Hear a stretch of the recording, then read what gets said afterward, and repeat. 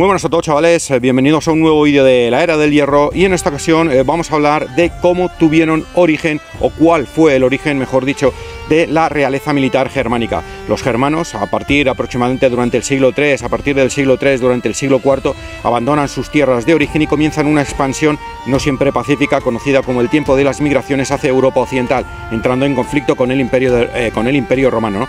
Esos grupos tribales, cuando llegan a nuevos territorios, tiene un proceso social que terminaría por convertir a caudillos militares en jefes de territorios.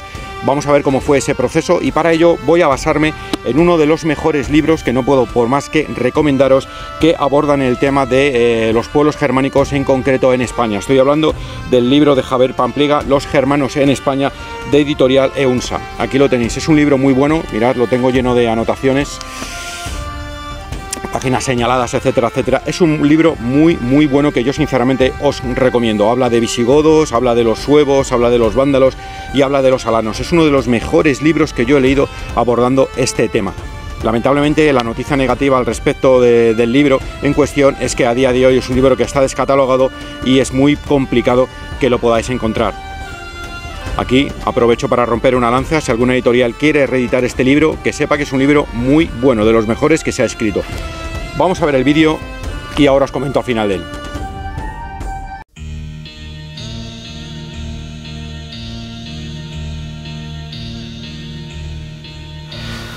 El término realeza militar para los historiadores de la nueva doctrina es identificable en su aspecto dirigente guerrero con la jefatura militar correspondiente al dux de las fuentes latinas.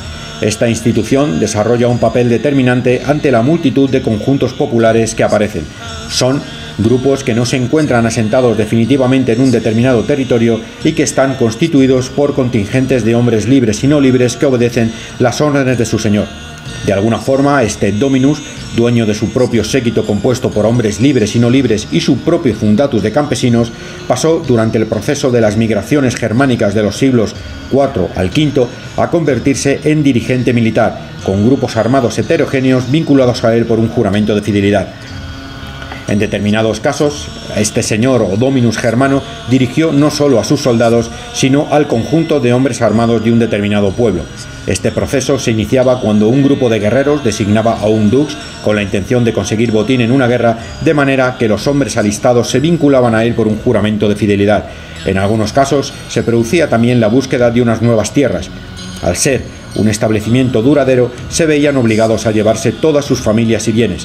La amalgama de gentes en movimiento iba aumentando al unirse a ellos diferentes séquitos de voluntarios que se les irían añadiendo, y con el paso del tiempo a los dirigentes o jefes de estas agrupaciones se les terminó por designar como rey.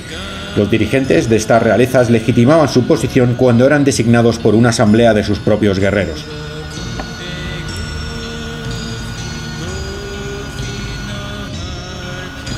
Al dirigente se le proporcionaría la posibilidad de formular una realeza militar. Esta se originaría por una serie de empresas militares afortunadas y de establecimientos territoriales, constituyendo un asentamiento.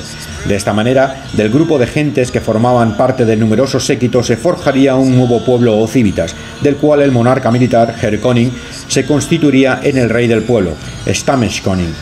Dentro del pueblo se diferenciará entre rex y dux, pero en el caso de la realeza guerrera se producirá una fusión de ambos poderes. Era por tanto rex y dux. La vinculación que tenían los semilibres y los no libres con el rey y a la vez señor era por obediencia ciega, aunque con el paso paulatino de los años consiguieron gozar de un mayor grado de libertad y formaron parte, como mercenarios, de los séquitos de los príncipes germanos. Además, adquirieron más dominio como hombres de servicio dentro de la soberanía doméstica.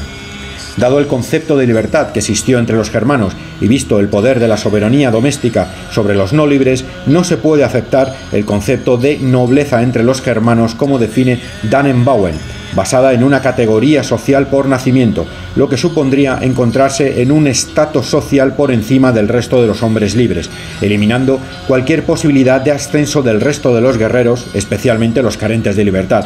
Su planteamiento configura una sociedad estamental desvinculada entre sí, mientras que el nuestro, siguiendo a Schlesinger y Bensus, mantiene una sociedad guerrera vertical con gentes que ocuparían puestos relevantes tras sus éxitos militares y no, en cambio, por nacimiento.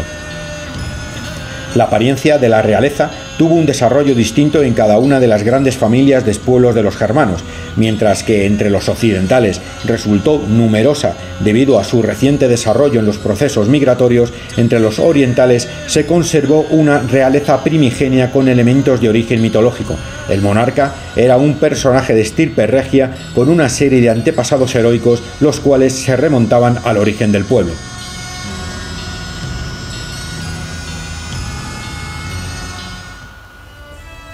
Bueno, pues hemos visto cómo Javier Pampliega, insisto una vez más, en su libro Los germanos en España, nos cuenta cuál fue el origen de del concepto de la tradición monárquica o de la creación de reyes durante el periodo de las migraciones entre los siglos IV y V. Perdonadme porque al inicio del vídeo creo que he dicho siglo III, no, siglo IV y siglo V, entre los pueblos germánicos.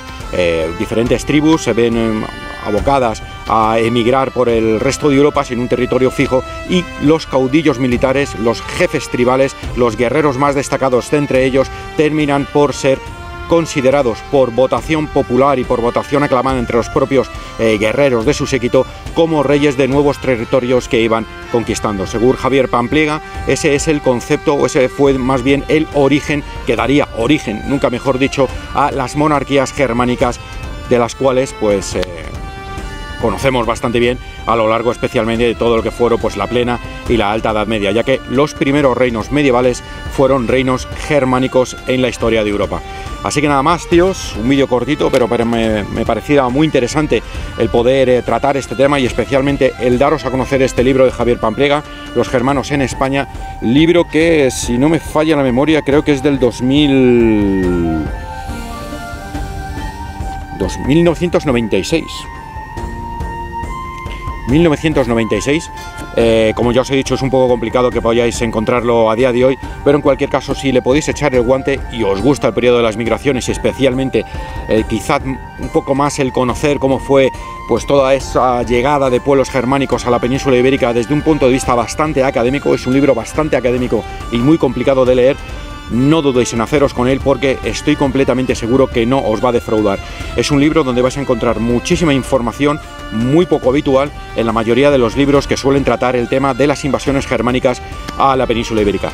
Así que nada más, tíos, nos vemos en otro vídeo de la Era del Hierro. Hasta la próxima.